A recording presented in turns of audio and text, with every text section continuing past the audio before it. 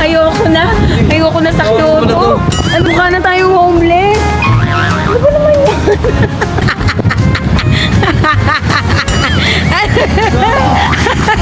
Seryosong tanong, ano gusto mo? Nagoya Tower or Kyoto Tower? Parang Kyoto. Kyoto, no? Ang ganda ng Kyoto Tower, nagulat ako. Happy New Year, everyone!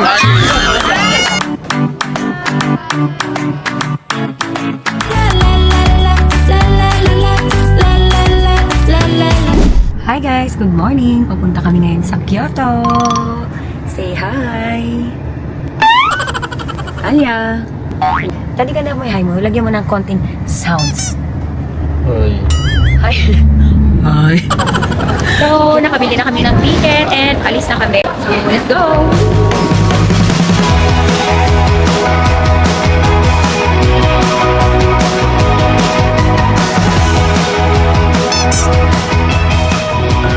Touchdown! Nandito na kami sa Kyoto! Welcome to Kyoto! Punta kami ngayon sa Kyoto Avanti. Nandun sila tita. Hindi lang kami yung magta-travel ngayon. Kasama namin sila tita. Grabe, sobrang init. Pero okay lang to kasi first time namin tatlo dito sa Kyoto. Kaya dapat kahit mainit, mag-enjoy and game na game pa rin kami. Hi tita! Grabe yung init tita, kaya ganyan yung OOTD ko, labas yung isang kilikili. Kasi sobrang init, Diyos ko. Huwag kayong mag-Kyoto ng summer or mag-Japan ng summer, grabe. Talaga namang lahat mahuhulas talaga. Wow! May pa-shopping na kaagad si Talia. Oh. One or two only, ha? Wow! Discipline! Discipline! Anak, I know there's a lot na anak ko. Baby, oh. Ha? Five? Ang dami! Only five. Five only. We cannot pay for that, anak ko. We cannot pay for that. Hindi siya pwedeng maraming mag-shopping, mga friend. Kailangan may disiplina pa rin siya kahit na ano. Kaya, I think this is a waste of money. Instead of this one, you can choose this one na lang, oh. Diba? Oh. Ruler daw siya, ball pen. Okay, oh, enough na, ruler na. So, iniwan muna namin si Talia sa mga lola niya kasi mag-check-in muna kami and magla-lunch na rin kami. Mag-feeling binata at dalaga muna kami dalawa.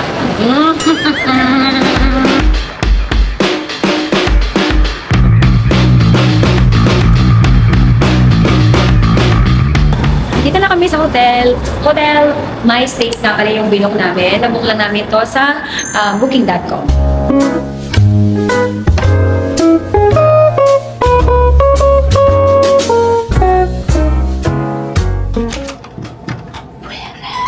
Medyo maliit lang yung room. Ganyan naman talaga yung mga room dito sa Japan. Madalang lang yung sobrang luwag. Then, yung bed namin is queen bed.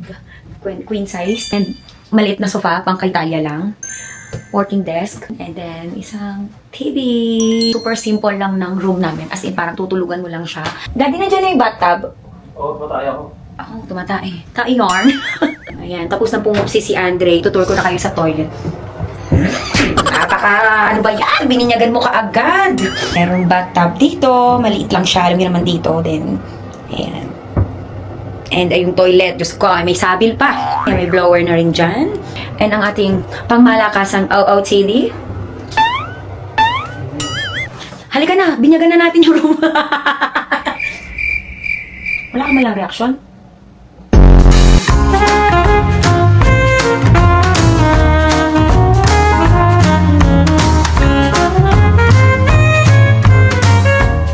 So, naiwan na namin yung mga gamit namin sa hotel. And hahanap muna kami ng foodie. Ramen ang una namin kakainin dito.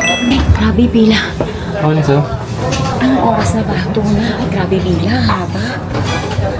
Dito ka order sa tablet. Alam niyo ba, cashless pala dito. Nakalimutan kasi namin yung wallet, kaya hindi kami nagdadala ng card. Ang babay talaga ng mga Nihonjin. Alam niyo yung ginawa nila dahil nga cashless dito. Binayaran nila sa PayPay yung bayarin namin. And then, pinabayad lang kami ng cash. Sobrang babait nila. Isipin mo yon, hindi talaga namin sila kilala. Pero sila pa yung nag-offer na bayaran yung bill namin para hindi na nga naman kami pumili ng pagkahaba-haba. Grabe, ang babait talaga nila.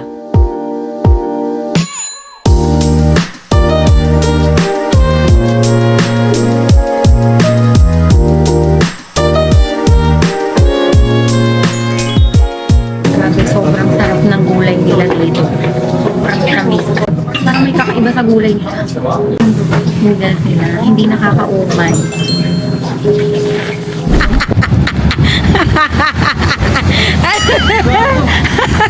Ano ba ito? Bye na! Ayoko na sa Kyoto. Ano ba yan, nasira? Mukha na tayong homeless.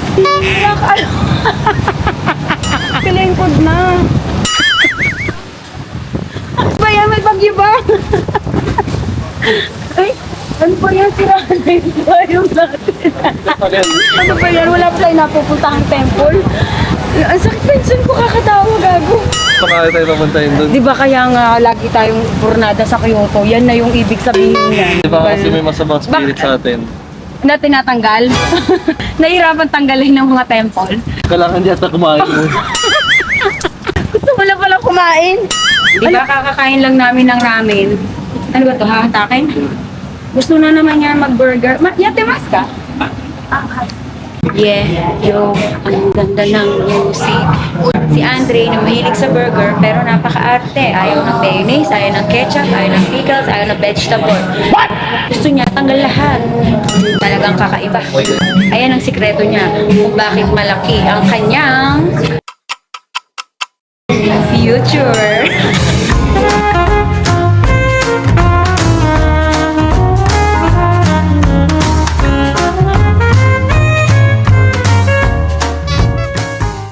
Yung asawa mong ang pinunta sa Kyoto ay food trip. Ano? Kamusta? Ganda dito. Ito pala yung ano. Ayan na naman yung ulan. Ano ba yan? Make it worth it naman. Ang pabili ng payo.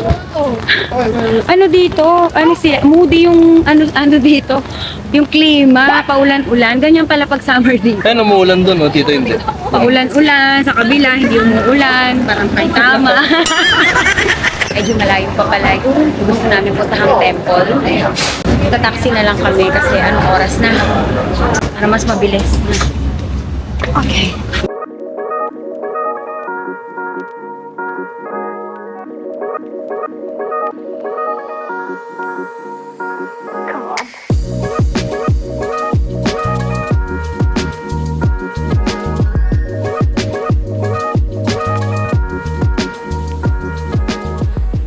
So,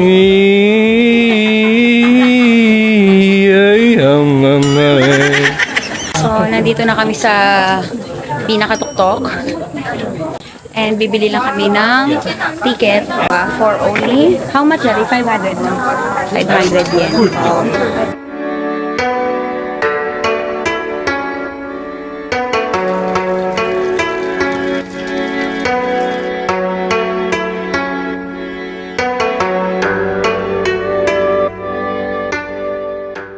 So, yun, nag-pray-pray lang kami doon. Then, bumili ng mga umamori. And, ayun na, babalik na kami kila tita kasi kukunin na namin si Talia. Buti na lang, hindi namin sinama dito si Talia kasi grabe, sobrang daming tao. Tapos paakyat, kundi talagang sobrang mahihirapan kami. Aba, kiss mami. Napala sa kain doon. Ano? For dinner, magsusushi kami. Let's go!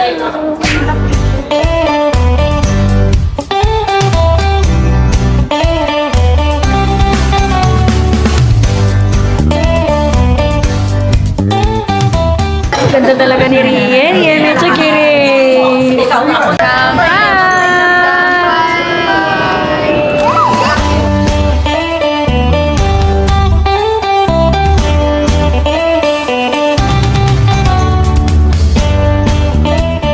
Hi guys! Good morning! Papunta kami ngayon sa Sushi. Inari. See you! So, magsasaboy lang kami papuntang saan tayo din? Kyoto Station. Kyoto Station, then Fushimi na rin na. Hi guys! We're back! Nandito na kami sa Fushimi Inari. Grabe, sobrang init. Sobrang baluga ako na. At itong kasama ko, pawis na. Itong isa naman dyan, nagmamaldita na. Travel pa more. Give up na yung mag-ama. Nakadalawang temple lang kami give up na silang dalawa. Too tired. Yun na lang ang narinig ko kay Talia. Ang ganda-ganda, kaya lang talaga yung bata. Nagbubunot kasi mainit.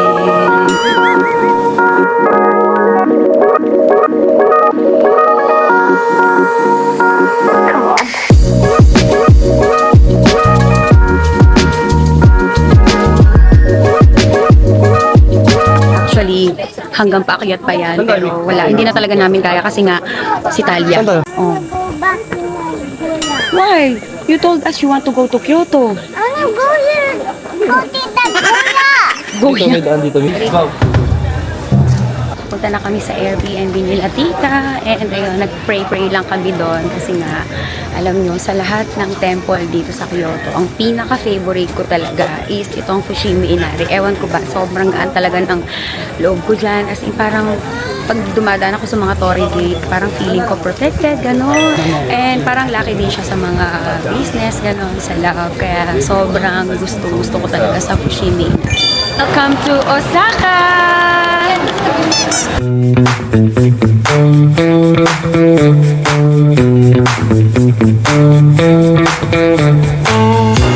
Hey, welcome back! Nandito na kami sa Namba. Guys, grabe talaga yung pawis ko dito. As in, hulas na hulas. Pero, masasave tayo dyan dahil dito. Infinite Spray Mist. Sa likod. May ceramide na yan, serum, tourmaline, kaya 24 hours kang hindi hulas! Ano, formalin? Ano formalin? Formalin! Panira ka ng ads eh. So, hindi ko talaga nila kayang kumain sa labas. Sispito na. Sobrang init. Kaya napagdesisyonan ng aming team dito na lang sa Gogo Ichi kumain. Order kami ng fried rice and siomay nila and karage. Sarap! Siomay, karage, and ang pinakamasarap. Say hi. Let's eat. Itadakimasu.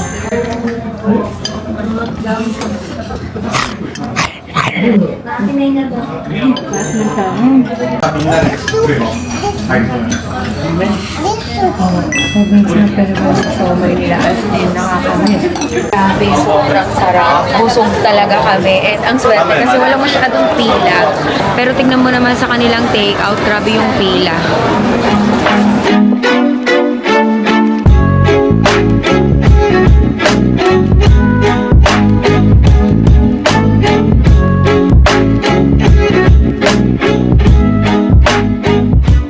Nandito tayo sa Book Off and try natin kung meron tayong magugustuhan. Pili lang tayo. Malay nyo naman, may mga murayta tayong makukuha. Talaga, dito ka talaga maglilinis. Ikaw naman, ngayon na nga lang ako nag-ukay-ukay. Lilinisan mo pa ako para bang napaka-arumi ka. So, first na nakita ko is ito. Day closet for only 600 yen. Kunin na natin to. Tignan mo, ayan na naman siya. Binalikan na naman ako. Mukha ba akong basura talaga? Inday, sa akin ka talaga bumabalik. Pabalik-balik ka dito, ganon. Ayoko na. I'm done. Pagod na ako sa dami ng pagpipilian. Grabe, hindi ko na alam kung anong kukunin ko. Kaya, eto lang. Ang napili.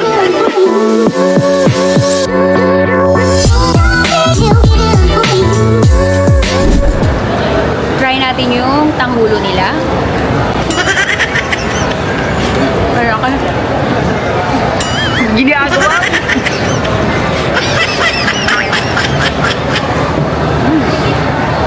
Tamis pa rin in fairness. Malaki daw yung strawberry, di niya kayang kainin. Ako na lang. Ang laki na.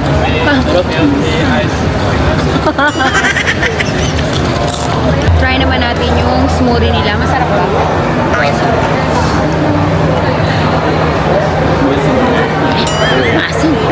Asin. Ano? Okay naman. Takay. Ichibang takay? Ichibang takay. Ito yung pinakamahal nila na knife. Panghiwa ng tuna.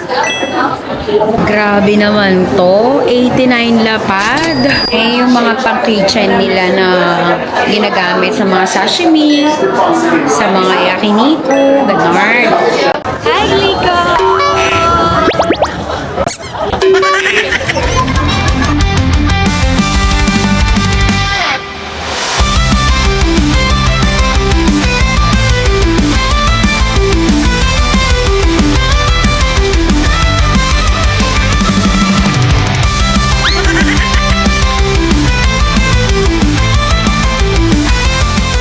So,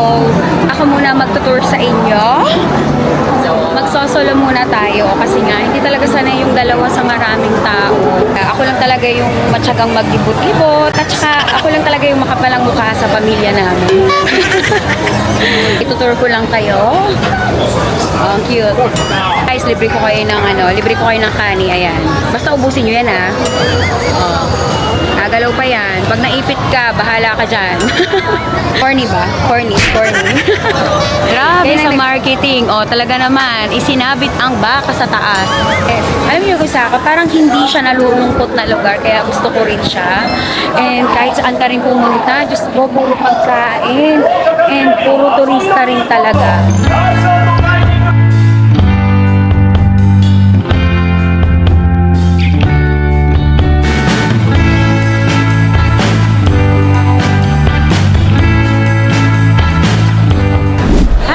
Nandito na kami ulit sa Nagoya. Sobrang nakakapagod tong biyahe na to, no? Pero alam mo yon, meron na naman tayong mga bagong memories and hanggang dito na lang muna. Daddy, ikaw na. Please subscribe, like, follow, and share. Please subscribe, follow, like, please like, follow, like. Like, follow, and share.